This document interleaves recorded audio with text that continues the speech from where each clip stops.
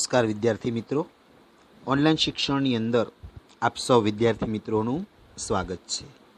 મિત્રો, આજે આપણે ધોરણ 9 વિષય સંસ્કૃતની અંદર પ્રકરણ 16 અજેય સ ભવિષ્યતિ. અજેય એટલે અજય, જીતી ન શકાય તેવો, સ એટલે તે, અને ભવિષ્યતિ એટલે થશે, તે અજેય થશે. તો મિત્રો, આજે કાવ્ય છે એની પ્રસ્તાવના આપણે જોઈએ.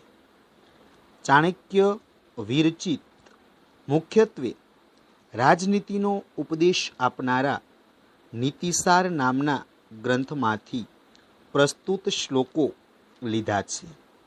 રાજનીતિને પરિવાર અને સમાજથી અલગ પાડીને જોવી તે ચાણક્યને સ્વીકાર્ય ન હતું. તેથી તેઓ રાજનીતિના ઉપદેશની સાથે માનવ જીવનના દરેક ક્ષેત્રને આવરી લે તેવા ઉપદેશો આપતા રહ્યા છે. ચાણક્યની એ વાત પણ હંમેશા યાદ રાખવા જેવી છે કે માણસ જો સતર્ક બનીને વિચારપૂર્ણ રીતે દુનિયાને જોતા શીખી જાય તો દુનિયાની બધી જ વસ્તુઓ અને ઘટનાઓ તેને વ્યવહાર ઉચિત અને સુખી થવા માટે કર્મોનો ઉપદેશ આપતી રહે છે, જેને અનુસરીને માણસ પોતાના જીવનને ઉત્તમ બનાવી શકે છે. આપણી આસપાસ વિચરતા વિવિધ પ્રાણીઓને ભલે આપણે સારા અને ખરાબની શ્રેણીમાં વિભાજિત કરતા રહેતા હોઈએ, પણ ચાણક્ય જેવા વિદ્વાનો તેમની પાસેથી સતત કંઈક ને કંઈક શીખતા રહે છે. આવા જ એક પ્રસંગમાં સિંહ અને બગલામાંથી એક, કૂતરા પાસેથી 6, ગધેડા પાસેથી 3, કાગડા પાસેથી 5 અને કુકડા પાસેથી 4 ગુણો શીખવા માટેની પ્રેરણા આપતા નિમ્નલિખિત પદ્યો એટલે કે શ્લોકો ચાણક્યએ રચેલા છે. મનુષ્યએ પોતાના વ્યક્તિત્વના વિકાસ માટે અને જીવન સફળ બનાવવા માટે આ તમામ 20 ગુણોને જાણી લેવા જોઈએ અને તેમને વ્યવહારમાં આચરવા જોઈએ. પ્રાણીઓની ઉપેક્ષા કરવાને બદલે તેમની પાસેથી પણ માર્ગદર્શન મેળવવું જોઈએ, એ પણ આ પાઠથી સમજી શકાશે. તો મિત્રો, પ્રસ્તાવની સમજૂતી જોઈ લઈએ. અજેય સહ ભવિષ્યતિ એટલે કે તે અજેય થશે, કોઈથી જીતી ન શકાય તેવો થશે. ચાણક્ય, આચાર્ય ચાણક્ય છે, એણે મુખ્યત્વે રાજનીતિનો ઉપદેશ આપે એવા નીતિસાર નામના ગ્રંથની રચના કરી અને પ્રસ્તુત શ્લોક એમાંથી લીધેલા છે. રાજનીતિને પરિવાર અને સમાજથી અલગ પાડીને જોવી એ ચાણક્યને સ્વીકાર્ય ન હતું. તેથી તેઓ રાજનીતિના ઉપદેશની સાથે માનવ જીવનના દરેક ક્ષેત્રને આવરી લે તેવા ઉપદેશો આપતા રહ્યા છે. ચાણક્યની એ વાત પણ હંમેશા યાદ રાખવા જેવી છે કે માણસ જો સતર્ક એટલે કે તત્પર, સાવધાન બનીને વિચારપૂર્ણ રીતે દુનિયાને જો જોતા શીખી જાય તો દુનિયાની બધી જ વસ્તુઓ અને ઘટનાઓ તેને વ્યવહાર ઉચિત એટલે કે વ્યવહારમાં યોગ્ય હોય અને સુખી થવા માટેના કર્મોનો ઉપદેશ આપતી રહે છે, જેને અનુસરીને માણસ પોતાના જીવનને ઉત્તમ બનાવી શકે છે. આપણી આસપાસ વિચરતા એટલે કે ફરતા, આપણી આસપાસ ફરતા વિવિધ પ્રાણીઓ ભલે આપણે સારા અને ખરાબની શ્રેણીમાં વિભાજિત કરતા હોઈએ, પણ ચાણક્ય જેવા જે વિદ્વાન છે તેમની પાસેથી સતત કંઈક ને કંઈક શીખતા રહે છે. આવા જ એક પ્રસંગમાં સિંહ અને બગલામાંથી 1 ગુણ, કૂતરા પાસેથી 6 ગુણ, ગધેડા પાસેથી 3 ગુણ, કાગડા પાસેથી 5 ગુણ અને કુકડા પાસેથી 4 ગુણો શીખવા જોઈએ એવી પ્રેરણા નીચેના શ્લોકની અંદર આપવામાં આવેલી છે. મનુષ્ય પોતાના વ્યક્તિત્વના વિકાસ માટે અને જીવનને સફળ બનાવવા માટે આ તમામ 20 ગુણો એણે જાણી લેવા જોઈએ અને તેમને પોતાના વ્યવહારની અંદર આચરવા જોઈએ. પ્રાણીઓની ઉપેક્ષા એટલે કે તિરસ્કાર કરવાને બદલે તેમની પાસેથી પણ માર્ગદર્શન મેળવવું જોઈએ. એ પણ આ પાઠમાંથી સમજી શકાય છે. તો મિત્રો, હવે આપણે શ્લોકોનું ભાષાંતર જોઈએ. સિંહાદ એકમ એટલે કે મનુષ્યએ અથવા માણસે સિંહાદ એકમ એટલે સિંહ પાસેથી એક. સિંહાદ એકમ એટલે સિંહ પાસેથી એક. બકાત એકમ એટલે બગલા પાસેથી એક. બકાત વત્તા એકમ, બકાત એટલે બગલો અને એકમ એટલે એક. બકાદ એકમ એટલે બગલા પાસેથી એક. બકાત એકમ એટલે બગલા પાસેથી એક. શુનહ એટલે કૂતરા પાસેથી. શુનહ એટલે કે કૂતરા પાસેથી. ષટ એટલે કે 6. ષટ એટલે 6.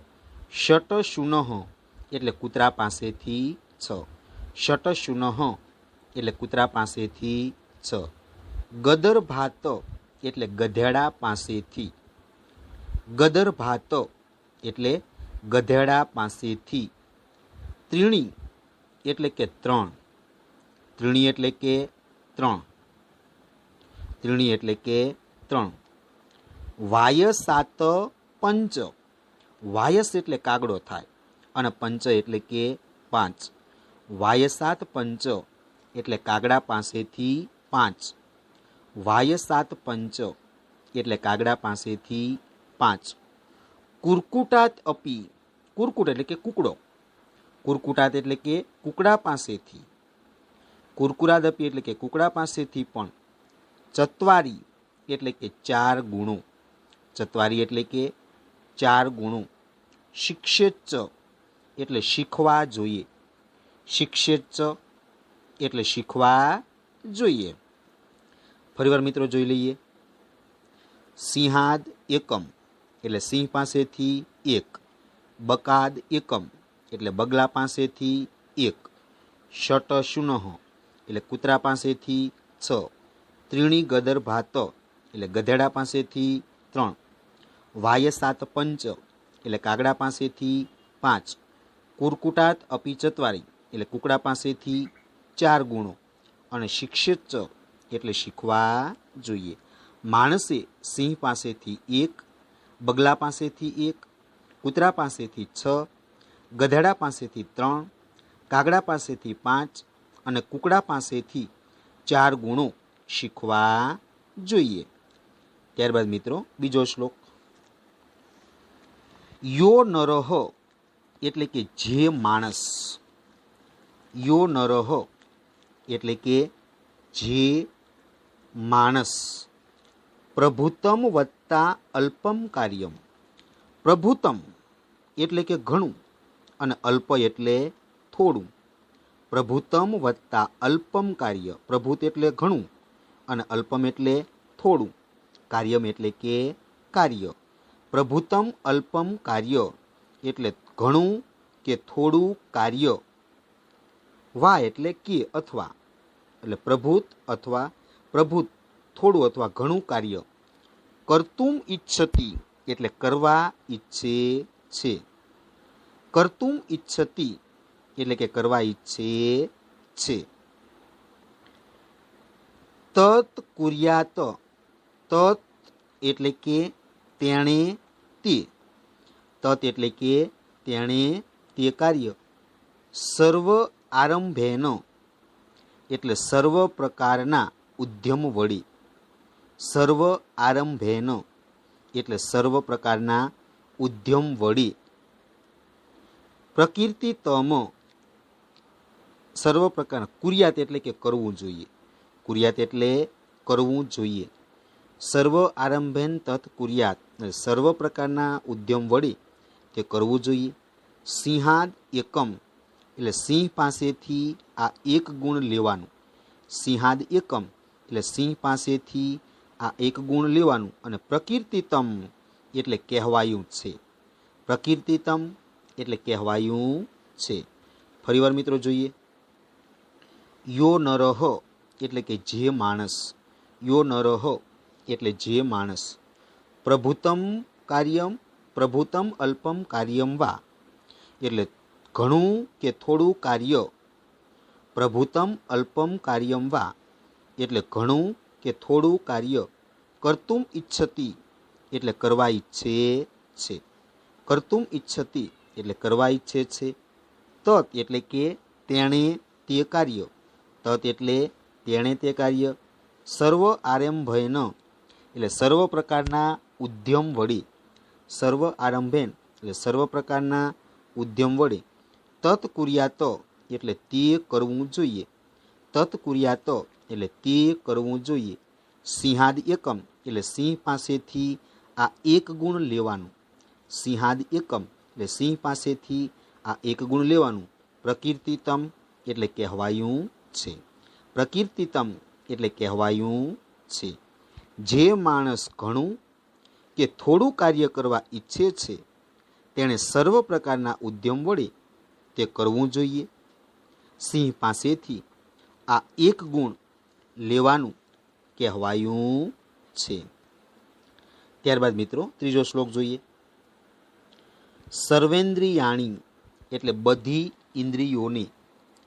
સર્વેન્દ્રિયાણી એટલે બધી ઇન્દ્રિયોને.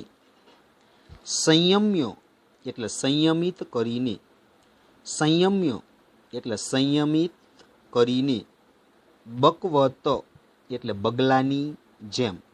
બકવત એટલે બગલાની જેમ. પતિતો જનઃ એટલે સમજદાર માણસે. પતિતો જનઃ એટલે સમજદાર માણસે. કાલ એટલે કે કાળ. કાલ એટલે કાળ. દેશ એટલે કે દેશના. દેશો ઉત્પન્નાની એટલે કે દેશના સંદર્ભમાં પ્રાપ્ત થયેલા. કાલ દેશો ઉત્પન્નાની એટલે કે કાળ અને દેશના સંદર્ભમાં પ્રાપ્ત થયેલા. કાલ દેશો ઉત્પન્નાની એટલે દેશના કાળ અને દેશના સંદર્ભમાં પ્રાપ્ત થયેલા. સર્વ કાર્યાણી એટલે બધા કાર્યો. સર્વ કાર્યાણી એટલે બધા કાર્યો. સાધીએત એટલે સિદ્ધ કરવા જોઈએ. સાધીએત એટલે સિદ્ધ કરવા જોઈએ. ફરીવાર મિત્રો જોઈ લઈએ. સર્વેન્દ્રિયાણી એટલે બધી ઇન્દ્રિયોને. સર્વેન્દ્રિયાણી એટલે બધી ઇન્દ્રિયોને. સંયમ્ય એટલે સંયમિત કરીને. સંયમ્ય એટલે સંયમિત કરીને. બકવત એટલે બગલાની જેમ. બકવત એટલે બગલાની જેમ. પતિતો જન એટલે સમજદાર માણસે. પતિતો જન એટલે સમજદાર માણસે. કાલ દેશો ઉત્પન્નાની એટલે કાળ અને દેશના સંદર્ભમાં પ્રાપ્ત થયેલા. કાળ દેશો ઉત્પન્નાની એટલે કાળ અને દેશના સંદર્ભમાં પ્રાપ્ત થયેલા. સર્વ કાર્યાણી એટલે બધા કાર્યો. સર્વ કાર્યાણી એટલે બધા કાર્યો. સાધ્યેત એટલે સિદ્ધ કરવા જોઈએ. સાધ્યેત એટલે સિદ્ધ કરવા જોઈએ. આખું ભાષાંતર જોઈએ કે બધી ઇન્દ્રિયોને સંયમિત કરીને બગલાની જેમ સમજદાર માણસે કાળ અને દેશના સંદર્ભમાં પ્રાપ્ત થયેલા બધા કાર્યો સિદ્ધ કરવા જોઈએ. ત્યારબાદ મિત્રો ચોથો શ્લોક જોઈએ. પ્રભુ ભક્ત એટલે કે સ્વામી ભક્ત. પ્રભુ ભક્ત એટલે કે સ્વામી ભક્ત. શુરચ એટલે કે બહાદુર અથવા શૂરવીર. શુરચ એટલે બહાદુર અથવા શૂરવીર.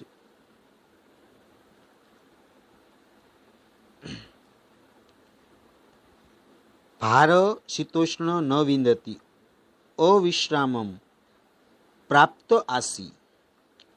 પ્રાપ્ત આસી એટલે મળેલું ખાનાર. પ્રાપ્ત આસી એટલે મળેલું ખાનાર. પ્રાપ્ત આસી એટલે મળેલું ખાનાર. સ્વલ્પ સંતુષ્ટ એટલે થોડામાં સંતુષ્ટ થનાર.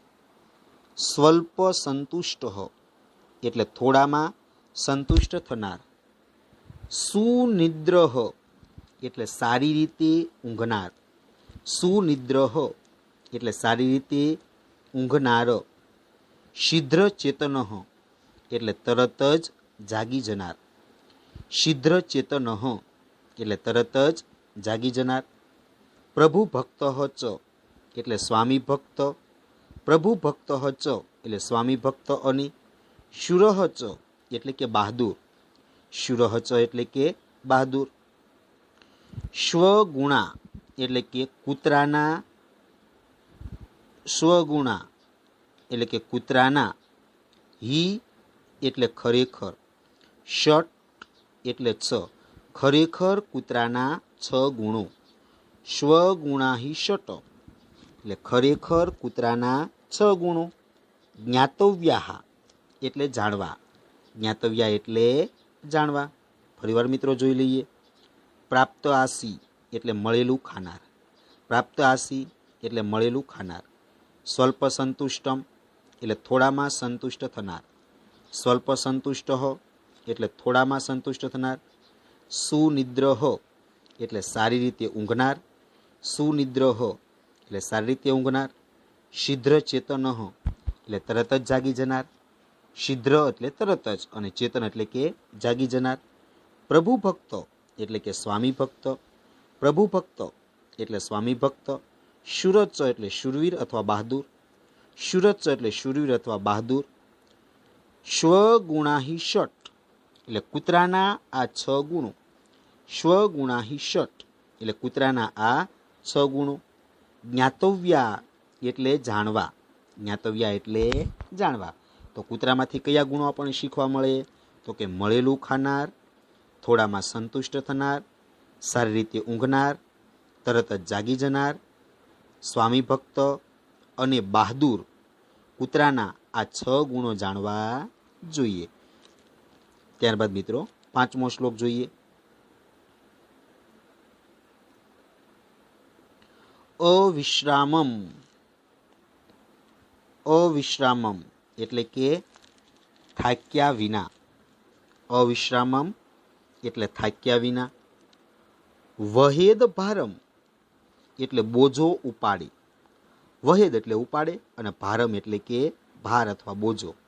વહેદ ભારમ એટલે બોજો ઉપાડે અથવા ભાર ઉપાડે. થાક્યા વિના ભારનું વહન કરે. શીતોષ્ણ એટલે ઠંડી અને ગરમીની. શીતોષ્ણ એટલે કે ઠંડી અને ગરમીની. ન વિંદતી એટલે પરવા કરતો નથી. ન વિંદતી એટલે પરવા કરતો નથી. સ સંતોષ તથા એટલે નિત્યમ એટલે હંમેશા. નિત્યમ એટલે હંમેશા. સસંતોષ એટલે સંતોષવાળો રહે છે. સસંતોષ તથા એટલે સંતોષવાળો રહે છે. ગદર ભાત એટલે ગધેડા પાસેથી. ગદર ભાત એટલે ગધેડા પાસેથી. ત્રીણી એટલે આ 3 લક્ષણો. ત્રીણી એટલે આ 3 લક્ષણો.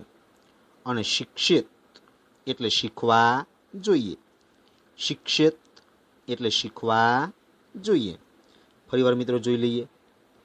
અવિશ્રામમ એટલે કે થાક્યા વિના. અવિશ્રામમ એટલે થાક્યા વિના. ભારમ એટલે ભાર અથવા બોજો. ભારમ એટલે ભાર અથવા બોજો. વહેદ એટલે ઉપાડે. વહેદ એટલે ઉપાડે. શીત ઉષ્ણ. શીત એટલે ઠંડી અને ઉષ્ણ એટલે ગરમીની. શીતોષ્ણ એટલે કે ઠંડી અને ગરમીની. શીતોષ્ણ એટલે ઠંડી અને ગરમીની. ન વિંદંતી એટલે પરવા કરતો નથી. ન વિંદંતી એટલે પરવા કરતો નથી. ચ એટલે અને અને તથા એટલે પણ અને. ચ એટલે અને તથા એટલે અને. નિત્યમ એટલે હંમેશા, નિત્યમ એટલે હંમેશા, સસંતોષ એટલે સંતોષવાળો રહે છે, સસંતોષ એટલે સંતોષવાળો રહે છે, ગદર્ભાત એટલે ગધેડા પાસેથી, ગદર્ભાત એટલે ગધેડા પાસેથી, ત્રીણી એટલે કે આ ત્રણ લક્ષણો, ત્રીણી એટલે આ ત્રણ લક્ષણો, શિક્ષિત એટલે શીખવા જોઈએ. તો મિત્રો ગધેડા પાસેથી કયા ત્રણ ગુણો શીખવાના છે? તો કે ગધેડો થાક્યા વિના બોજો ઉપાડે, ઠંડી ગરમીની પરવા કરતો નથી અને હંમેશા સંતોષવાળો રહે છે. તો ગધેડા પાસેથી આ ત્રણ લક્ષણો શીખવા જોઈએ. તો મિત્રો આ જે 5 શ્લોકો છે એની અંદર પહેલા શ્લોકની અંદર આપણને છે એ કયા કયા પ્રાણીઓ પાસેથી કેટલા ગુણો શીખવા એ જોવા મળ્યું. તો સિંહ પાસેથી 1 ગુણ શીખવાનો છે, કૂતરા પાસેથી 6 ગુણ શીખવાના છે અને ગધેડા પાસેથી 3 ગુણ શીખવાના છે, કાગડા પાસેથી 5 ગુણ શીખવાના છે અને કુકડા પાસેથી 4 ગુણ શીખવાના છે. તો એમાં સૌથી પહેલા સિંહ પાસેથી કે ભાઈ સિંહ શું કરે કે કોઈ નાનું કામ હોય કે મોટું કામ હોય તો જે માણસ થોડું અથવા જે ઘણું કામ હોય એ કરવા ઈચ્છે એણે બધા પ્રકારના કાર્યોથી કરવું જોઈએ. અને સિંહ આવું કાર્ય કરે કે ભાઈ શિકાર કરે ત્યારે એ પોતાનું નાનું કામ હોય કે મોટું કામ હોય એ તમામ પ્રકારનું કાર્ય કરવા માટે એ પોતાની તમામ પ્રકારની શક્તિ લગાડી દે. એટલે સિંહ જેમ પોતાનો શિકાર કરવા માટે પોતાની કાર્યની શરૂઆત કરે તમામ શક્તિ ખર્ચી, તો એવી જ રીતે દરેક માણસે પણ થોડું કાર્ય હોય કે ઘણું કાર્ય હોય એ તમામ પ્રકારના પ્રયત્ન વડે કરવું જોઈએ. તો આ ગુણ સિંહમાંથી આપણને જોવા મળે છે. ત્યારબાદ મિત્રો બીજો જે શ્લોક છે એની અંદર ત્રીજા શ્લોકની અંદર શું કહે છે કે ભાઈ બગલા પાસેથી આપણે કેટલા ગુણ શીખવાના છે? તો કે ભાઈ બગલો છે એ શું કરે તો કે પોતાની તમામ ઇન્દ્રિયો હોય એને કાબૂમાં રાખે અને પોતાના એ માછલાઓ પકડતો હોય એમ દરેક માણસે એ પોતાની બધી જ ઇન્દ્રિયોને સંયમિત કરી અને દેશના સંદર્ભમાં અથવા સમયના સંદર્ભમાં એ તમામ પ્રકારના કાર્યો કરવા જોઈએ. તો આ પણ બગલા પાસેથી 1 ગુણ શીખવા મળે છે. ત્યારબાદ મિત્રો કૂતરા પાસેથી કેટલા ગુણ શીખવા મળે? તો કે કૂતરો છે એ શું કરે કે ભાઈ મળેલું હોય એટલું ખાય, થોડામાં સંતુષ્ટ થઈ જાય, સારી રીતે ઊંઘનાર હોય, તરત જ જાગી જનાર હોય અને પોતાના માલિક પ્રત્યે વફાદારીવાળો, શૂરવીર હોય. તો આવા કૂતરાના 6 ગુણ છે. તો કૂતરાની અંદરથી આપણે 6 ગુણો શીખવાના છે કે ભાઈ જે મળે થોડું ખાઈ લેવાનું, થોડામાં સંતુષ્ટ થવાનું, સારી રીતે સૂઈ જવાનું, તરત જ જાગી જવાનું અને પોતાના માલિક પ્રત્યે વફાદાર રહેવાનું અને બહાદુર શૂરવીર બનવાનું. તો આવા 6 ગુણો આપણને કૂતરા પાસેથી જોવા મળે છે, શીખવા મળે છે. ત્યારબાદ મિત્રો જે 5મો જે શ્લોક છે એમાં ગધેડાની વાત છે કે ગધેડા પાસેથી આપણને 3 ગુણો શીખવા મળે. તો ગધેડો શું કરે તો કે ભાઈ સતત એ ભારનું વહન કરે અને ઠંડી અને ગરમીની એ પરવા કરતો નથી અને હંમેશા સંતોષ માને છે. તો આ 3 ગુણો છે એ ગધેડામાંથી આપણને શીખવા મળે છે. તો મિત્રો અહીંયા સિંહ પાસેથી 1, બગલા પાસેથી 1, કૂતરા પાસેથી 6 ગુણ અને ગધેડા પાસેથી 3 ગુણો કઈ રીતે શીખવા એ આપણે જોયું. તો મિત્રો અહીં આપણે આ ભાગ પૂર્ણ કરીએ છીએ. મિત્રો હોમવર્કની અંદર આ 5 જે શ્લોકો છે એ તમારે 2 વાર ભાષાંતરમાં લખવાના છે. મિત્રો હોમવર્કની અંદર આ 5 શ્લોકો એ તમારે 2 વાર લખવાના છે. તો અહીં આપણે આ કાવ્યનો પહેલો ભાગ પૂર્ણ કરીએ છીએ.